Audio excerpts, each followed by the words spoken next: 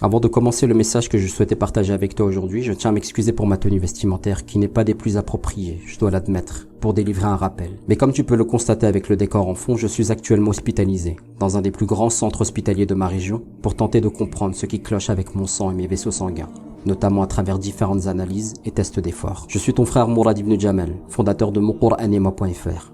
Le premier blog francophone consacré à la mémorisation du Coran et consultant en stratégie de mémorisation du Coran. Ceux qui me suivent depuis pas mal de temps maintenant savent que je suis un habitué des rendez-vous médicaux et des hospitalisations. Mais je dois admettre que depuis l'an dernier, c'est devenu assez lourd. Il n'y a pas une semaine qui passe sans que je n'ai rendez-vous avec un médecin spécialiste ou que je n'ai une analyse médicale parfois nécessitant même des déplacements à l'étranger. Bon, le point positif dans tout ça, c'est que maintenant, grâce à cette carte, j'ai plus de problème pour me garer. Alhamdoulilah ala kulli hal. Blague à part. J'en profite pour m'excuser auprès de la team MQM, car ma présence sur les réseaux sociaux, ma productivité en termes de vidéos, d'articles ou d'e-books s'en est forcément retrouvée impactée.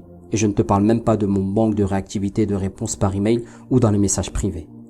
Pardonne-moi donc, si je n'ai pas été à la hauteur de ce que tu attendais de moi. Mais alhamdoulilah, ces circonstances me permettent de réaliser un projet qui me tenait à cœur depuis quelques mois pour remettre les points sur les i, les barres sur les t, et surtout, pour revenir à la base. En d'autres termes, mon frère, ma sœur, il faut qu'on parle. Oui, il faut qu'on parle, car ce sujet trop important pour être négligé te concerne aussi plus que jamais. Je parle de circonstances car nous sommes éprouvés à l'échelle mondiale ou individuelle. Et comme Allah Azza wa Jal nous l'enseigne dans son livre, Ma asaba min musibatin illa bi idhnillah. Nul malheur ne peut atteindre l'homme sans la permission d'Allah. Chacun d'entre nous donc est éprouvé à sa hauteur, à sa manière et en fonction de ses capacités, car Allah Azza wa Jal n'impose à aucune âme une charge supérieure à sa capacité. Paradoxalement, nous sommes nombreux à le savoir, mais peu d'entre nous le vivent ou en ont conscience. Car nous sommes tous autant éprouvés dans nos chairs, dans nos corps, mais aussi, il y a plus forte raison, je dirais même dans nos cœurs et dans nos foies. Il est plus que temps pour nous, musulmans, de revenir vers Allah Azza wa Jal. Et cela commence par la compréhension de l'épreuve en islam, et des bienfaits énormes et inestimables qui découlent du fait d'être éprouvé. Parce qu'on peut être éprouvé, et on le sera en réalité qu'on le veuille ou non, car c'est ainsi qu'Allah Azza wa Jal a créé la vie. الذي خلق الموت والحياة ليبلوكم أيكم أحسن عملا وهو العزيز الغفور. Celui qui a créé la mort et la vie pour vous éprouver et connaître ceux d'entre vous qui se conduisent le mieux. C'est lui le Tout-Puissant, le Tout-Clément. La vie a été créée pour que nous soyons éprouvés. Et les épreuves sont là pour distinguer ceux qui se conduisent le mieux. Et inspirons-nous de notre modèle par excellence, le prophète alayhi salatu wassalam, qui a été éprouvé de sa naissance à sa mort. Son père est décédé avant sa naissance, sa mère est décédée alors qu'il avait 4 ans, son grand-père est décédé quelques années plus tard. Il a perdu ses 2 plus grands soutiens, son oncle et son épouse, la même année que l'on a appelée l'année de la tristesse. Sur ses 7 enfants, il en a enterré 6. Et pourtant, sa foi n'a jamais faibli. Au contraire, il ne faisait que se rapprocher d'Allah Azza wa Jal, sa foi était en constante augmentation. Tandis que nous, musulmans vivant dans le confort du 21e siècle, nous avons pris ce confort comme un acquis, mais cet acquis n'a servi qu'à accroître notre faiblesse. Et quand je parle de faiblesse, je parle surtout et avant tout de la faiblesse de la foi. Le confort dans lequel nous vivons n'a servi qu'à nous détacher d'Allah Azza wa Jal, comme si wali'udhu billah, nous n'avions plus besoin de lui, car nous avions acquis, prétendument par nos propres moyens, tout ce que nous avions acquis, alors qu'il s'agissait en réalité que de bienfaits d'Allah Azza wa Jal. Et les bienfaits d'Allah Azza wa Jal, Allah Azza wa Jal les donne à qui il veut, et les retire de qui il veut. En tant que croyants, nous croyons en la vie après la mort, la vie, la vraie, pour reprendre un slogan bien connu. Et nous ne courons absolument pas après le bling-bling de ce monde, car nous savons qu'il n'y a pas de bonheur ici. Il n'y a que l'épreuve, la vraie. Celle faite pour faire tomber nos péchés comme on secourait un tapis pour le débarrasser de la poussière. Tout ceci pour accéder au paradis éternel. Il y a peu, j'ai rencontré un médecin à qui je listais mes nombreux soucis de santé, qui l'ont choqué, et qui a fini par me demander « Monsieur, comment vous faites pour tenir avec tous les soucis de santé que vous rencontrez ?» Je lui ai répondu, c'est très simple. J'ai une raison de vivre qui est plus grande que la vie elle-même. Et ce n'est pas comme si je n'avais pas été averti de ce qu'allait être la vie. Parce qu'au fond, nous ne sommes pas destinés à vivre éternellement ici. N'est-ce pas? D'ailleurs, c'est à toi qui regardes cette vidéo que je m'adresse maintenant. Sais-tu ce que diront les croyants lorsqu'ils entreront au paradis, comme nous le mentionne ce fabuleux verset de Surat Fatir? جنات عدن يدخلونها يحلون فيها من أساور من ذهب ولؤلؤا ولباسهم فيها حرير وقالوا الحمد لله الذي أذهب عنا الحزن إن ربنا لغفور شكور. Ceux-là entreront au jardin d'Éden où ils seront parés de bracelets d'or et de perles et de soie vêtus. Alhamdulillah, s'écrieront-ils, qui a éloigné de nous toute angoisse ou tristesse. Notre Seigneur est en vérité plein d'indulgence et de gratitude. Je répète pour que l'on se comprenne bien. Alhamdulillah, s'écrieront-ils, qui a éloigné de nous toute angoisse ou tristesse. Car en réalité, il n'y a pas de bonheur sur terre. Ce ne sont que des foutaises, car ce monde est la prison du croyant. En d'autres termes, tu veux connaître le bonheur absolu?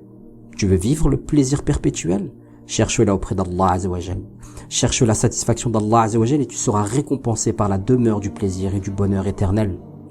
En attendant, tu te trouves actuellement sur la terre, sur la demeure de l'épreuve et de l'affront. Et il en sera ainsi jusqu'à ton dernier souffle. Nous en sommes arrivés à là car ok, nous avons une éducation en termes de pratiques religieuses, mais très peu d'enseignements sur l'éducation du cœur et de l'âme, de la personnalité du musulman et de la musulmane en tant qu'être humain qui foule la terre, en tant qu'être qui ne cessera d'être éprouvé comme un navire traverse la mer devant faire face aux multiples tempêtes. Parce que qu'on se le dise, c'est bien beau de sortir ces cours de tawhid comme des fiches Bristol qu'on a préparées pour passer le bac. Mais t'en fais quoi quand il s'agit de passer de la théorie à la pratique? Il y a quelque temps, j'ai partagé un moment avec un shir que j'apprécie beaucoup. Et il en est arrivé au même constat que moi quant à la réaction que pouvaient avoir nos frères et nos sœurs face aux épreuves. Et il m'a dit la chose suivante en substance. L'amour de cette dunya, l'attachement qu'on porte à la vie d'ici-bas, nous a fait perdre tous nos repères au point d'avoir perdu le sens des sagesses derrière les épreuves. Et alors que nous vivons une époque où nous sommes plus instruits que nos parents, notamment sur le plan religieux, il s'avère que notre foi est paradoxalement plus faible. Et il m'a donné l'exemple de sa mère, qui n'était pas une femme très instruite. Et pourtant, lorsqu'elle était touchée par une épreuve, elle n'avait qu'une phrase à la bouche. Ce qui signifie en français, ce qui provient d'Allah est le bienvenu. Et elle le disait parce qu'elle le croyait, parce qu'elle le vivait, pas parce que c'était une mytho. Et qui plus est, à travers cette expression, cette maman décrivait tout simplement à sa manière une dimension importante du tawhid al-rububiyya, l'unicité dans la seigneurie. Alors mon frère, ma sœur, reviens vers Allah Azzawajal tel que ce verset du Coran nous l'enseigne. وَلَنَبْلُوَنَّكُمْ بِشَيْءٍ مِّنَ الْخَوْفِ وَالْجُوعِ وَنَقْصٍ مِّنَ الْأَمْوَالِ وَالْأَنفُسِ وَالثَّمَرَاتِ وَبَشِّرِ الصَّابِرِينَ الَّذِينَ إِذَا أَصَابَتْهُم مُّصِيبَةٌ قَالُوا إِنَّا لِلَّهِ وَإِنَّا إِلَيْهِ رَاجِعُونَ. Nous vous soumettrons à quelques épreuves en vous exposant de temps à autre à la peur et à la faim, en vous faisant endurer quelques pertes dans vos biens, dans vos personnes et dans vos récoltes. Mais annonce la bonne nouvelle aux patients, à ceux qui, lorsqu'un malheur les touche, disent « Nous sommes à Allah, et c'est à lui que nous ferons retour. » Ainsi, en m'appuyant sur ces sublimes versets, je t'invite à revenir vers Allah Azzawajal en t'inscrivant et en participant à notre atelier en ligne gratuit « Annonce la bonne nouvelle aux patients ». Durant cet atelier, nous allons aborder plusieurs choses, dont voici le plan. 1. Pourquoi les épreuves nous affligent plus qu'elles ne devraient. 2. Les sagesses de l'épreuve, en répondant aux questions pourquoi, comment et quoi. 3. Tu as dans le Coran et la Sunna tout ce dont tu as besoin pour t'aider à maintenir le cap. Et 4. Ce dont chaque cœur tendant à aller vers Allah Azzawajal a besoin. Alors clique sur le lien dans la description de la vidéo pour participer à cet atelier offert. Et joins-toi à nous pour revenir aux fondamentaux. Pour revenir vers Allah. Qu'Allah Azzawajal revivifie nos cœurs par le Coran. Et à dans quelques jours pour la première leçon de ton atelier, Inch'Allah.